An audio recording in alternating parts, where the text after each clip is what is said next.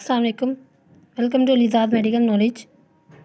आज मैं आपके पास एनाटमी का एक टॉपिक एंटीरियर एब्डोमिनल वॉल लेकर आई हूँ, जिसमें हम एब्डोमेन को डिस्कस करेंगे। चलिए शुरू करते हैं अपना लेक्चर। तो सबसे पहले एब्डोमेन हमारे पेट वाले हिस्से को एब्डोमेन कहते हैं एनाटमी में। तो इसके हमारे पास 4 क्वाड्रेंट होते हैं, 9 रीजन्स होते हैं और 4 ही हमारे पास इसकी प्लेन्स होती हैं। क्वाड्रेंट्स अगर मैं ड्रा करूँ तो क्वाड्रेंट्स ये हमारे पास ड्रा किए हुए हैं। ये हमारे पास बॉडी का हमने आर्म का एक स्ट्रक्चर ड्रा किया है। ये जो हमारे पास ये हमारे पास एम्ब्लाइकस है, ये दरमियान में हमारे पास एम्ब्लाइकस है और इस प्लेन में हमने डिवाइड किया। ये हमारे पास एक प्लेन डिवाइड करने वाली एक लाइन जो हम इसे इमेजिनरी लाइन कहते हैं, जो हमारी नोज़ से दरमियान हमारे पूरी बॉडी को दरमियान से जो इमेजिनरी लाइन कट करती है, जिसे हम इमेजिन कर सकते हैं, वो होगी हमारे पास मिड लाइन। और जो ये एम्ब्लाइकस के दरमियान से गुजरती होगी, ये इसमें जो इसको हमारे पास 4 क्वाड्रेंट्स में डिवाइड कर देती है। ये इस लाइन को हम कहेंगे अम्ब्लाइकल प्लेन कहेंगे इसी लाइन को हम।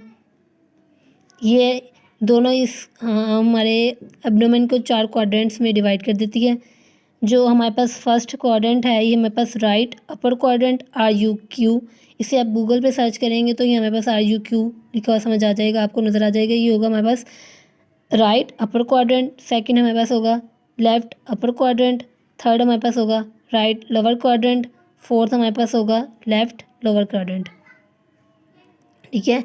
और जो हमारे पास फर्स्ट में प्रेजेंट होगा, ये हमारे पास राइट अपर क्वाड्रेंट में हमारे पास लीवर प्रेजेंट होता है इस जगह पे, ठीक है। जो सेकंड क्वाड्रेंट होगा उसमें हमारे पास स्टोमक प्रेजेंट होगा और हमारे पास थर्ड में अपेंडिक्स प्रेजेंट होगा। मेनली जो हमारे पास जैसे दर्द हो पेट, जैसे अपेंडिक्स का कभी दर्द हो, तो हम इसे ये कहेंगे कि हमारे थर्ड क्वाड्रेंट में पेन हो रहा है, वो अपेंडिक्स का पेन होगा, ठीक है। अब हम बात करते हैं इसके रीजन्स की। इसके हमारे पास टोटल कितने रीजन है? इसके हमारे पास टोटल 9 रीजन्स हैं, ठीक है। इसके टोटल 9 रीजन्स हैं। ये हमारे पास आ गया ये मेनिब्रम स्टेरनम, ये हमारे पास स्टेरनम और ये है हमारे पास ज़िफॉइड प्रोसेस, ठीक है। ये हमारे पास क्लेविकल आ गई हैं, ये दोनों क्लेविकल हमारे पास, और ये हमारे पास इसकी रिब्स, ठीक है। ये सारी इसकी रिब्स हैं, दोनों तरफ इसकी रिब्स है। अब ये अगर हम ये जो रिब्स के नीचे वाला प्लेन होगा, अगर हम उसको हम काटें, इसको ये जो हमारे पास रीजन्स होते हैं ना, इसके टोटल 4 प्लेन्स इसको डिवाइड कर रहे होते हैं। क्वाड्रेंट्स में हमारे पास 2 प्लेन होते हैं जो इसके 4 क्वाड्रेंट्स में डिवाइड करता है, लेकिन हमारे पास रीजन में हमारे पास 4 होंगे प्लेन्स जो इसे 9 रीजन्स में डिवाइड करेंगे। ये जो पहला होगा, ये जो वर्टिकल होगा यहाँ से, ये हमारे पास होगा राइट मिड क्लेवियल लाइन। जो लेफ़्ट पे होगा, ये होगा left mid clavicular line, sorry. और जो हमारे पास हॉरिजॉन्टल होंगे, एक तो हमारे पास होगा ट्रांस पाइलोरिक प्लेन, और जो सेकंड होगी वो हमारे पास होगा ट्रांस ट्यूबरकुलर प्लेन, ठीक है। ये हमारे पास 4 प्लेन होते हैं। नेम क्या है हमारे पास? Right mid clavicular line, left mid clavicular line, transpyloric plane, और ये हमारे पास क्या हो जाएगा? Transtubercular plane. अगर हम बात करें कि ट्रांस पाइलोरिक प्लेन हमारे पास किस लंबर, या अगर हम इसे कहें कौन से हमारे पास वर्टिब्रा से गुजरती है, तो हमारे पास टोटल 33 वर्टिब्रास होते हैं ना। तो ऊपर नेक वाले रीजन में हमारे पास 7 होते हैं वर्टिब्रास, नीचे फिर हमारे पास आ जाते हैं थोरेसिक, फिर उसके बाद आता है लंबर जो हमारे पास होते हैं उसमें लंबर L1 से ट्रांस पाइलोरिक हमारे पास गुजरता है, ठीक है। कौन से प्लेन से ये ट्रांस पाइलोरिक प्लेन कौन से लंबर से, कौन से वर्टिब्रा से गुजरता है, तो हम क्या कहेंगे? लंबर L1, ठीक है। इसी तरह हमारे पास ट्रांस ट्यूबरकुलर होता है, तो वो हमारे पास कहाँ से गुजर रहा है? ट्रांस ट्यूबरकुलर कहाँ से? L5 से। एक आपको एक इसी साथ बता दूं टिप कि ट्रांस पाइलोरिक आपको समझ आ रही होगी कि ये स्टोमक वाले रीजन में जो पाइलोरिक हो उसी के में से गुजर रहा होगा, ठीक है। और अम्ब्लाइकस के ऊपर ही होगा, स्टोमक होता है ना, ये पाइलोरिक स्टोमक का हिस्सा है, ये आप स्टोमक में पढ़ेंगे। ये तो अब आपको साफ पता चलेगा एम्ब्लाइकस के ऊपर स्टोमक प्रेजेंट होता है। इसका मतलब एम्ब्लाइकस हमारे पास कहाँ प्रेजेंट होता है? एम्ब्लाइकस हमारे पास प्रेजेंट होगा स्टोमक से नीचे, ठीक है। ये हमारे पास L1 में है, तो इसका मतलब एम्ब्लाइकस हमारे पास L3 और L4 के दरमियान प्रेजेंट होगा। ये आपको हमेशा याद, आपको अब एक ये बात याद रख लेना कि अम्बलाइकस हमारे पास L3 से L4 के दौरान प्रेजेंट है, तो आपको ये दो नहीं भूलेंगे कि ट्रांस पाइलोरिक कहाँ प्रेजेंट है और ट्रांस ट्यूबरकुलर कहाँ प्रेजेंट है, ठीक है। इसके बाद हमारे पास 9 रीजन्स होते हैं। ये हमारे पास फर्स्ट रीजन, ये सेकंड, थर्ड, फोर्थ, फिफ्थ, 6, 7, 8, 9। अब इसके नेम भी हैं अलग अलग। ये इसके नेम, जो फर्स्ट हमारे पास होता है हाइपोकॉन्ड्रियम कहेंगे इसे। ये जो फर्स्ट है हमारे पास इसे हाइपोकॉन्ड्रियम, कॉन्ड्रियम हमारे पास रिब्स को कहते हैं, ये रिब्स के नीचे है तो ये हो जाएगा हाइपोकॉन्ड्रियम, ठीक है। ये दोनों 1 और 3 हमारे पास हाइपोकॉन्ड्रियम होंगे। ये हमारे पास राइट हाइपोकॉन्ड्रियम हो जाएगा, ये हमारे पास लेफ्ट हाइपोकॉन्ड्रियम हो जाएगा। और मेनली जो हमें गैस हो जाता है तो हमारे पास सीने में जलन जिसे हम कहते हैं, तो वो किस जगह पे हो रही होती है, स्टोमक में हो रही होती है। मेनली स्टोमक हमारे पास सेकंड में प्रेजेंट होता है, तो इसे अब हम कहें क्या कहेंगे कि कहाँ हमारे बर्निंग हो रही है, तो हम कहेंगे एपिगैस्ट्रिक। सेकंड का नेम होता है, सेकंड का नेम क्या है हमारे पास, एपिगैस्ट्रियम, ठीक है। ये देखें आप, हाइपोकॉन्ड्रियम फर्स्ट का नाम, सेकंड नाम एपिगैस्ट्रियम, बर्निंग जहाँ होती है, ओके। उसके बाद हम फोर्थ की बात करें तो ये हमारे पास साइडों वाले रीजन में हमारे पास लंबर्स प्रेजेंट होते हैं। ये देखें, ये लंबर्स है ना, ये L3, L4, L5 तक हमारे ट्रांस ट्यूबरकल जा रही है ना, तो इसके मतलब इस रीजन में हमारे पास लंबर प्रेजेंट है। 4 और 6 में हमारे पास लंबर प्रेजेंट है, तो हम क्या कह देंगे, राइट लंबर।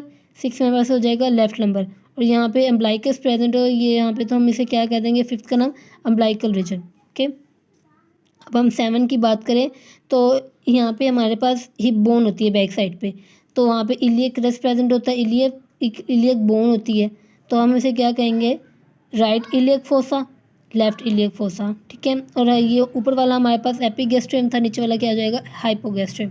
ये सारे इसके पास एनाटमी के रीजन्स हैं हमारे, टोटल 9 रीजन्स हैं। ये नेम भी पूछे जा सकते हैं पेपर्स में, तो ये हमारे पास हो जाएगा। अगर हम बात करें कि हमारे पास जो हाइपोकॉन्ड्रियम और राइट हाइपोकॉन्ड्रियम, लेफ्ट हाइपोकॉन्ड्रियम और हमारे पास एपिगैस्ट्रिक की बाउंड्रीज क्या होंगी, कि कहाँ तक ये फैला हुआ है, तो ये हमारे पास ये क्या है कि हमारे पास ये रिब्स तक भी जा रहा है, नो ये रिब्स तक नहीं जा रहा। ये हमारे पास जब हम, ये हमारे पास रिब्स के नीचे हमारे पास डायफ्राम प्रेजेंट होता है, जो हमारे पास ब्रीथिंग में भी रोल प्ले कर रहा होता है। ये इसी तरह इसकी बाउंड्रीज जहाँ तक डायफ्राम होता है वहाँ तक इसकी बाउंड्रीज होंगी।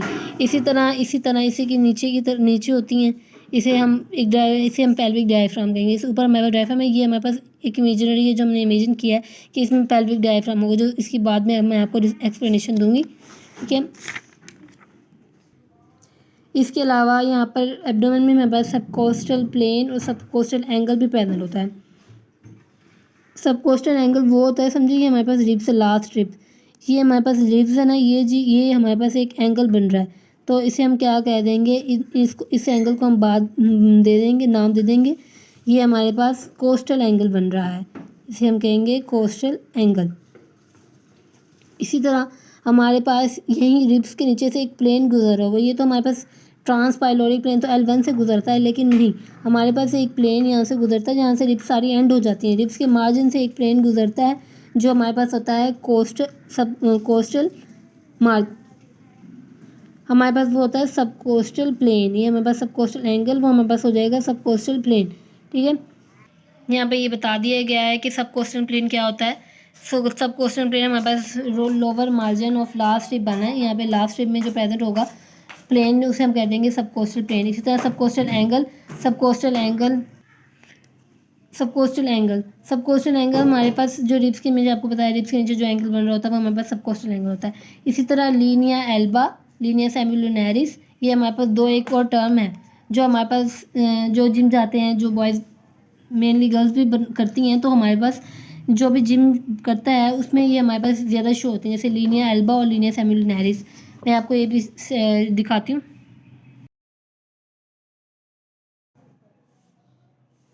ये हमारे पास लीनिया एल्बा और लीनिया सेमिलुनैरिस की मैंने आपको डायग्राम बताई है। ये हमारे पास लीनिया एल्बा की हमारे पास डेफिनेशन होगी, an extensive aponeurosis which extend from the xiphoid process to the symphysis pubis, ठीक है। कि लीनिया एल्बा हमारे पास कहाँ से तक एक्सटेंड करते हैं, ज़िफॉइड प्रोसेस जो हमारे पास स्टर्नम से नीचे था वहाँ से लेके हमारे पास प्यूबिक सिम्फिसिस तक हमारे पास ये एक्सटेंड कर रही है। ये आपके सामने ये जो मिड में हमारे पास एक लाइन नज़र आ रही है, ये हमारे पास इमेजिनरी लाइन नहीं है, जो हमारे पास हमने नोज़, मतलब कि जो पूरी बॉडी को डिवाइड कर रही थी 2 पार्ट्स में, वो हमारे पास एक इमेजिनरी लाइन थी, लेकिन ये हमारे पास रियल में प्रेजेंट होती है अपनी बॉडी पे। जो हमारा ये जो वर्कआउट ज़्यादा करते हैं, जिम में जाते हैं, उसमें ये ज़्यादा शो होती है। इसी तरह लीनिया सेमिलुनैरिस हमारे पास दरमियान साइड से, ये हमारे पास कहाँ से कहाँ तक प्रेजेंट होती है, ये हमारे पास आ जाती है 9 कोस्टल रिब से प्यूबिक ट्यूबरकल तक जाती है। कहाँ से कहाँ तक, 9 कोस्टल रिब से प्यूबिक ट्यूबरकल तक ये हमारे पास जा रही होती है। लीनिया सेमिलोनेरिस ये दोनों साइडों में प्रेजेंट होती हैं हमारे दरमियान में, ठीक है। ये हमारे पास 9 रीजन स्वाब आपको नज़र आ रहे होंगे, और ये हमारे पास लीनिया सेमिलोनेरिस और लीनिया एल्वा। के बाद में आपको अब अगर एक मैन को पीछे से दिखाऊं तो उसकी डायग्राम ये होगी, ये आगे उसकी रिब क्यों होंगी, ये हमारे पास जो वर्टिब्रास थे ये सारे उसके वर्टिब्रास होंगे। ये हमारे पास सारे वर्टिब्रास, जो वर्टिब्रास हम ऊपर होते हैं, नीचे जैसे हम नमाज़ पढ़ेंगे तो रुकू में जाएँ, सजदे में जाएँ, तो ये वर्टिब्रास, ये हमारी अक्ल भी कुछ काम इस बात की दलील देगी कि हमारे पास कोई ना कोई चीज़ इसमें प्रेजेंट होगी जो इसको आपस में जोड़े रखे हैं। अगर जैसे हम ब्लॉक्स वाला ब्लॉक्स गेम होती है ना जो, वो खेलें तो ब्लॉक्स के ऊपर ब्लॉक्स रखें तो ज़्यादा से ज़्यादा ब्लॉक्स जब रख दिए जाएंगे तो ब्लॉक्स तो गिर जाएंगे ना। लेकिन ये क्या है कि हमारे पास वर्टिब्रास में कोई ऐसी चीज़ पैदा है जो इसको गिरने नहीं दे रही, तो वो हमारे पास इरेक्टर स्पाइनल मसल होगा। इरेक्टर स्पाइनल मसल जो इन सब वर्टिब्रास को आपस में साथ जोड़े हुए जो इसको गिरने नहीं देते। इसी तरह इरेक्टर स्पाइनल मसल, और जो लास्ट में हमारे पास जो 12 रिब होती है, 12 पेयर और 11 पेयर हमारे पास क्या होता है, फ्लोटिंग रिब्स होता है, ठीक है। वो हमारे पास बैक साइड पे ज़्यादा हमारे पास की जाती है ऑब्जर्व। ये हमारे पास इसकी 12 फ्लोटिंग रिब है, और ये हमारे पास कौन सा मसल आ रहा है, इरेक्टर स्पाइनल मसल। इन दोनों के ये जो एंगल बन रहा है इसे हम कहेंगे रीनल एंगल, ठीक है। क्या है angle, angle between last rib end erector spinal muscle क्या हो जाएगा, वो रीनल एंगल हो जाएगा। इसी तरह मैंने सब कोस्टल प्लेन और सब कोस्टल एंगल की सारी दे दी है, एग्जाम्पल आप देख लें। बात मैंने सारी छोटी छोटी डेफिनेशन लिख दी है। जैसे ये लीनिया एल्बा में हमारे पास 6 पैक जब बनाए या शो होते हैं तो हमारे पास वेन मिड लाइन जो बनती है, तो start from xiphoid process to the pubic symphysis. और इसी तरह लीनियर सेमिलोनेरिस हमारे पास 9 कोस्टल रिब से प्यूबिक ट्यूबरकल तक जाती है। ये मैंने एक समझो आपको एक एब्डोमेन बना के यहाँ से दरमियान से बता दी, दरमियान में जो होती है ये, और साइडों में ये होता है, ओके। ये रीजनल एंगल बता दिया। ये था सारा मेरा आज लेक्चर। वीडियो अच्छी लगा करें तो उसे लाजमी शेयर किया करें, इससे हमें भी मोटिवेशन मिल जाता है ताकि हम और से और अच्छी वीडियो बनाएं, इसे ताकि हम भी मोटिवेट हैं और आपको भी कुछ ना कुछ नॉलेज मिला करें। तो इसलिए मेरे चैनल को लाइक भी करें और सब्सक्राइब भी करें।